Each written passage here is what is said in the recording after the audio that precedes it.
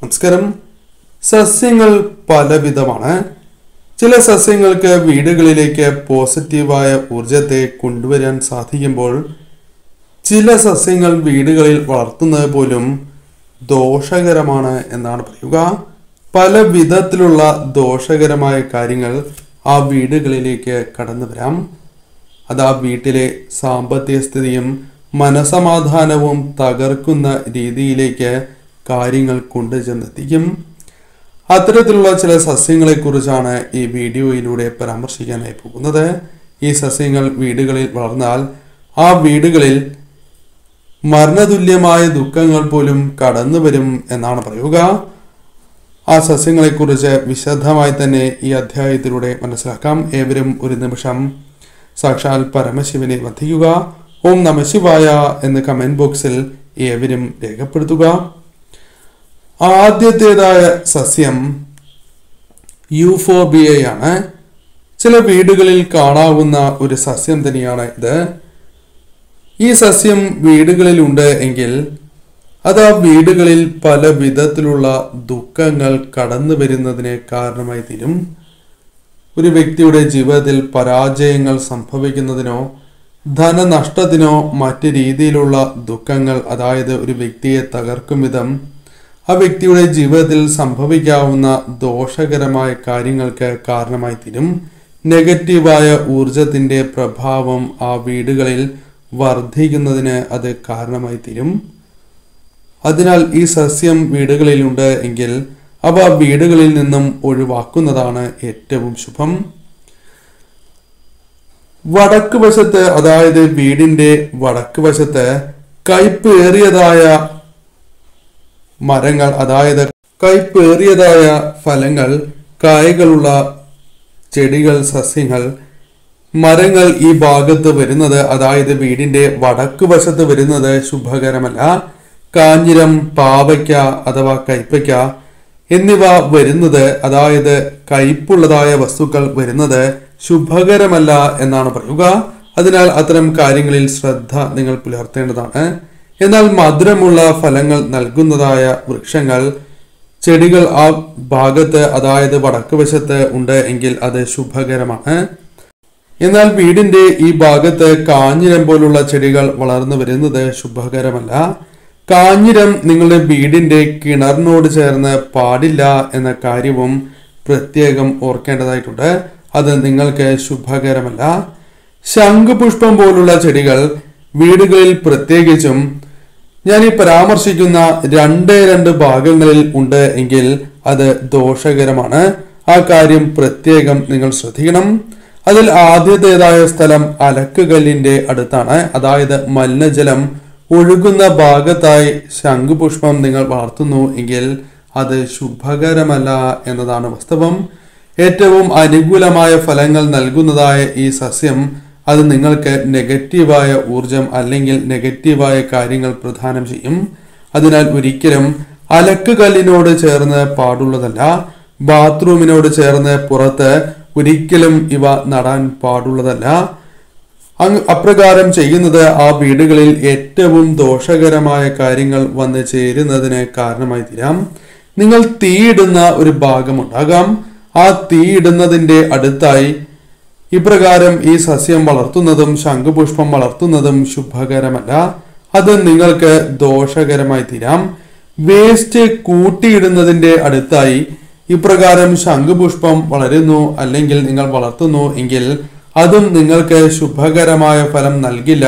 അത് ദോഷകരമാണ്. ആ വീടിനും വീട്ടുകാർക്കും ദോഷമായി ഭവിക്കും എന്നതാണ് വാസ്തവം.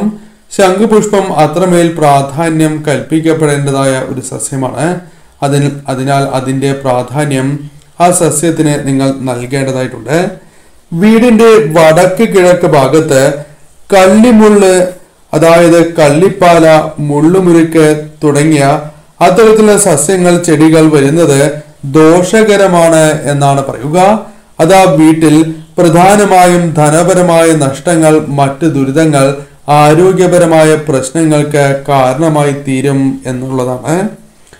മുള്ളുള്ളവ ഈ ഭാഗത്ത് പാടുള്ളതല്ല. അതായത് നാരകം, യൂഫോർബിയ തുടങ്ങിയ കാര്യങ്ങൾ ഈ ഭാഗത്ത് വരുന്നത് അത് ആ വീടിനും വീട്ടുകാർക്കും വളരെ ദോഷകരമാണ്. സ്ത്രീകളുടെ കണ്ണീരൊഴിയില്ല എന്നാണ് പറയുക. പലവിധ പ്രശ്നങ്ങൾ പരിഹരിക്കുവാൻ സാധിക്കും എന്നുറപ്പുള്ള പ്രശ്നങ്ങൾ പോലും കൈവിട്ടു പോകുന്നതായ സാഹചര്യം. തന്മൂലം ആ വീട്ടിലെ സ്ത്രീകൾക്ക് വിഷമങ്ങൾ വന്നു ചേരാം.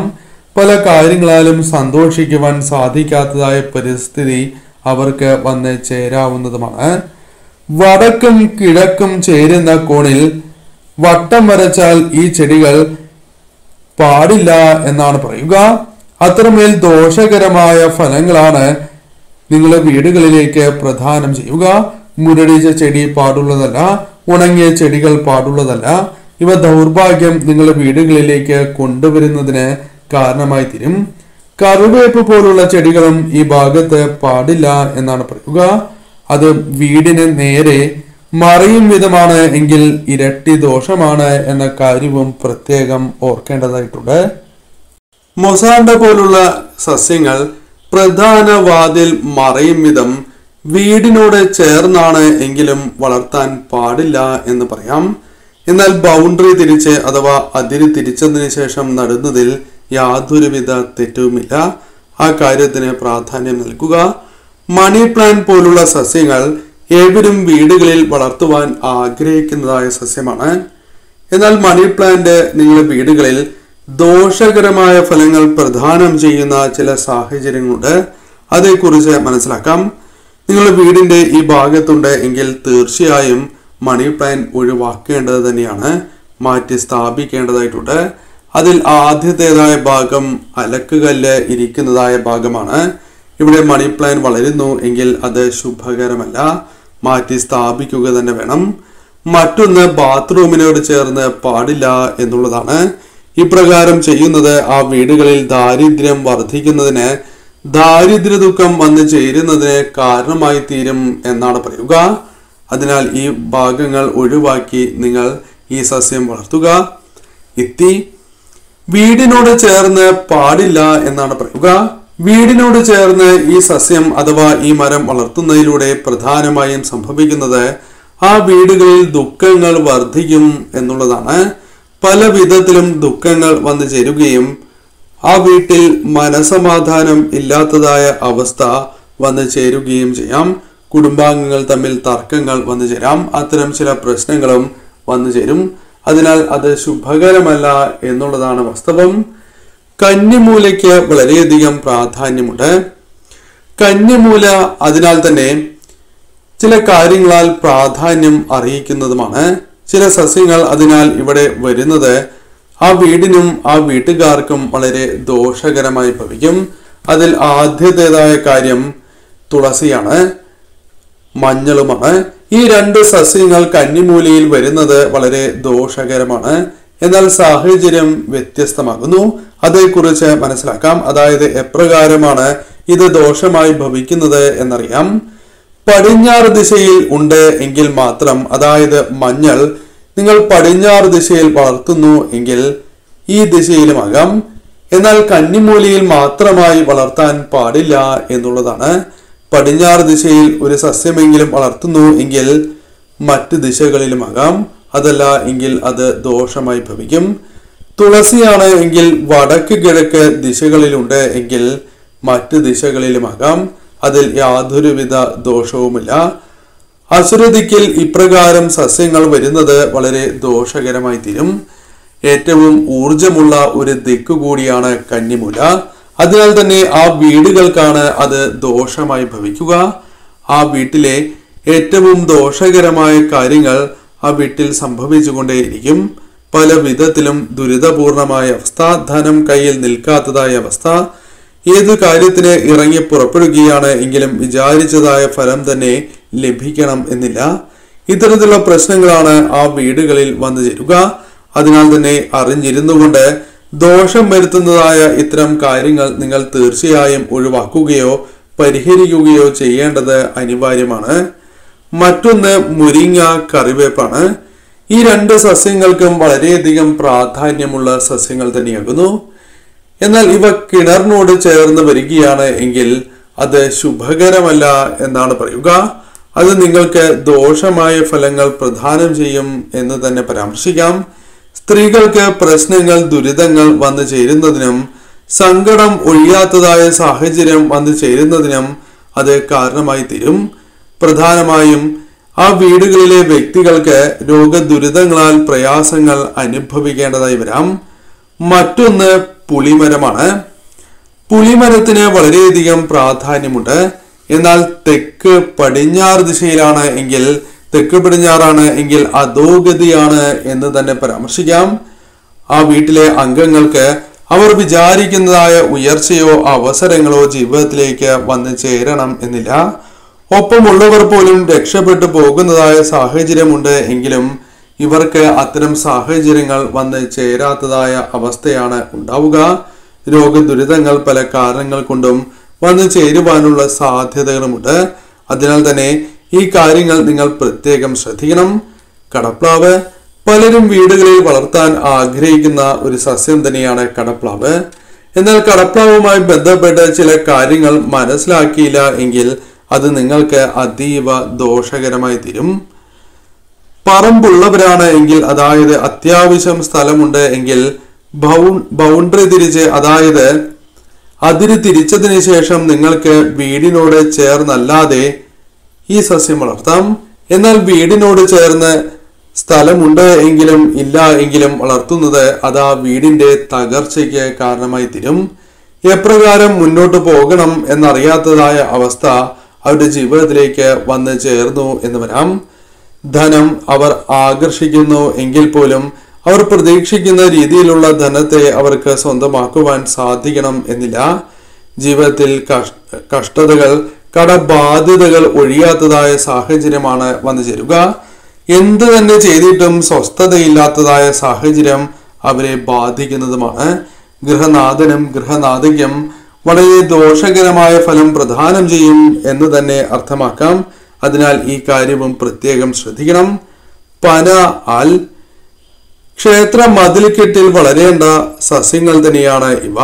അതിനാൽ ഇവ വീടുകളിൽ വളരുന്നത് ശുഭകരമല്ല എന്നുള്ളതാണ് വാസ്തവം. അതിനാൽ അത്തരം കാര്യങ്ങളിൽ ശ്രദ്ധ പുലർത്തണം. വെച്ചാരാധന ഉള്ള വീട്ടിൽ ആവാം, അല്ലാത്ത വീട്ടിൽ പാടില്ല എന്നാണ് പറയുക. അതിനാൽ അത്തരം കാര്യങ്ങളിൽ ശ്രദ്ധ പുലർത്തണം. തനിയെ വളർന്നു വന്നാൽ പോലും ആ വീടിന് ദോഷകരമാണ് എന്നാണ് പറയുക. മ്ലാനത വന്നു ചേരും. പല കാര്യങ്ങളിലും അത് പ്രതിഫലിക്കുകയും ചെയ്യും. പ്രത്യേകിച്ചും ആ വീടുകളിൽ ഉയർച്ചയ്ക്ക് തടസ്സങ്ങൾ വന്നു ചേരാം. ദുഃഖങ്ങൾ ഇരട്ടിക്കുന്നതായ സാഹചര്യം വന്നു ചേരാം. ഏതൊരു കാര്യം തൊടുകയാണ് എങ്കിലും അത് നിങ്ങൾക്ക് എതിരാകുന്ന അല്ലെങ്കിൽ തിരിച്ചടികൾക്ക് കാരണമായി തീരുന്നതായ അവസ്ഥ. അതിനാൽ അത്തരം കാര്യങ്ങളും നിങ്ങൾ പ്രത്യേകം ശ്രദ്ധിക്കണം. നാരകം വീട്ടിൽ വളർത്താൻ ആഗ്രഹിക്കുന്നവർ തന്നെയാണ് പലരും. വീടുകളിൽ വളർത്തുന്നുമുണ്ടാകാം. എന്നാൽ വീടിനോട് ചേർന്ന് ഇവ ആരെങ്കിലും വളർത്തുന്നു എങ്കിൽ അത് ശുഭകരമല്ല എന്നതാണ് വാസ്തവം. വീടിനോട് ചേർന്ന് ഇവ വളർത്തുന്നതിലൂടെ അത് ആ വീടിന് ദോഷമായി ഭവിക്കും. സമ്പത്ത് ക്ഷയിക്കുന്നതിനും ഇരട്ടിയായി നഷ്ടങ്ങൾ ചെയ്യുന്നതായ പ്രവൃത്തികളിലോ ഭാവിയിൽ ചെയ്യാൻ പോകുന്ന പ്രവൃത്തികളിൽ പോലും അത് പ്രതിഫലിക്കുന്നതായ സാഹചര്യമാണ് വന്നു ചേരുക. ഗണപതി മന്ത്രം.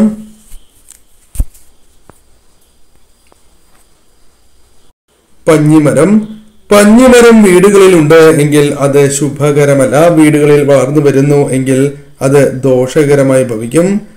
പ്രധാനമായും വാസ്തുപരമായി നോക്കുമ്പോൾ ദാരിദ്ര്യ ദുഃഖമാണ് ഫലമായി വന്നു ചേരുക. ധനപരമായ നേട്ടങ്ങൾക്കുള്ള അവസരങ്ങൾ ആ വീടുകളിൽ നഷ്ടമാകുന്നതിന് കാരണമായി തീരും. അതിനാൽ അത് അനുകൂലമായ ഫലങ്ങളായിരിക്കില്ല നിങ്ങൾക്ക് നൽകുക എന്നുള്ളതാണ്. മറ്റൊന്ന് ബോൺസായി ആണ്. ബോൺസായി സസ്യങ്ങൾ വളർച്ചയെ മുരടിപ്പിക്കുന്ന ഒരു പ്രക്രിയ തന്നെയാകുന്നു. അതിനാൽ ഈ സസ്യം വീടുകളിൽ ഉണ്ട് എങ്കിൽ അത് ആ വീടുകളിൽ ദോഷകരമായ ഫലങ്ങൾ വന്ന് ചേരുന്നതിന് കാരണമായി തീരും. പ്രധാനമായും ഈ സസ്യത്തെ കണി കണ്ട് പോവുകയാണ് എങ്കിൽ പോകുന്നതായ കാര്യങ്ങൾ അവരുടെ ജീവിതത്തിൽ അനുകൂലമാകണം എന്നില്ല, അല്ലെങ്കിൽ പ്രതീക്ഷിച്ചതുപോലെ കാര്യങ്ങൾ വന്ന് ചേരണം എന്നില്ല. അതിനാൽ തീർച്ചയായും ഈ സസ്യങ്ങൾ വളർത്തുമ്പോൾ ദിശയ്ക്കും വളരെയധികം പ്രാധാന്യം നൽകണം. വീടുകളിൽ വളർത്താൻ പാടില്ലാത്തതായ സസ്യങ്ങൾ ഒഴിവാക്കുന്നതാണ് ഏറ്റവും ശുഭം.